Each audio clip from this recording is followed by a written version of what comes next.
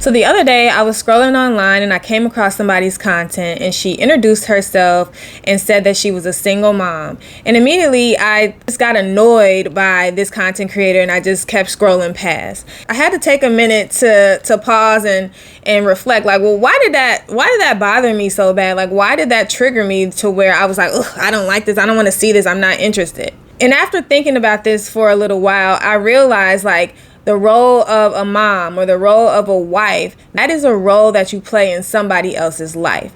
And that immediately made me think, like, oh, well, maybe that's why I've been feeling stuck all these years, because I'm identifying myself by a role that I play in somebody else's life. I'm not even the main character. So, of course, I don't have things come to me because it's not my movie.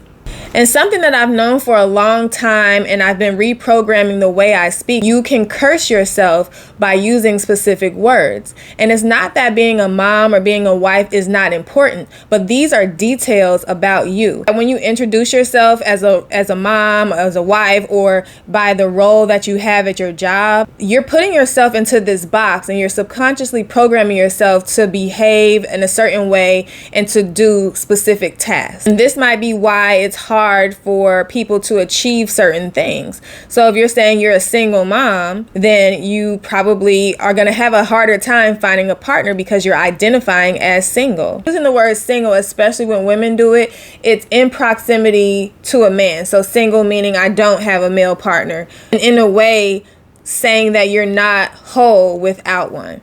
Or if you say, I'm a mom, then your life really revolves around your kids. Running back and forth to soccer practice, to choir practice, dentist appointments, doctor's appointment, cooking dinner, cleaning the house, those types of things. And that's why even when you're venting and frustrated, you should watch what you say. Because if you're like, oh, I'm so broke. Well, yeah, you're broke because you're identifying as broke. So that's why it's hard for you to make money, because you're identifying as broke. Or if you're unemployed and you're looking for a job and you're like, oh, I'm unemployed, you're telling the universe that that's who you are. So the universe will not send you a job because you're unemployed. Unemployed people don't have jobs. So the words that you use are very important, and that's why it's important that you watch what you say and you start to reprogram yourself to use specific words or to not use specific words.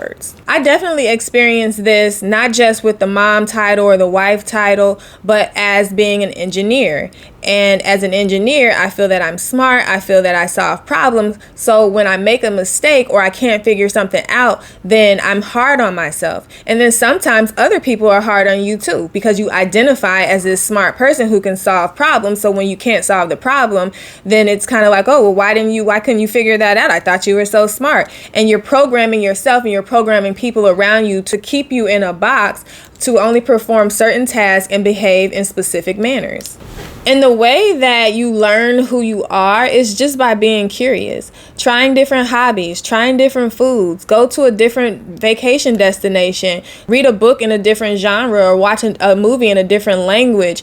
Do something that you wouldn't normally do to see what piques your curiosity. A few things that I did to help me figure out who I'm going to show up as in life and introduce myself to people as: I started to go outside and take long walks, ride my bike, go to new restaurants, read different types of books, wear different types of clothes, shop at different stores. And that gave me freedom to be creative with how I spent my days. It gave me permission to try new things and to make new things and to just see, and not to have any expectation on the outcome of anything besides having the experience. So currently I identify as a curious creative, and depending on where I am, then I might say, oh, I have 2 children and I'm also an engineer. But those are, once again, just details about me. Who I am is a curious creative.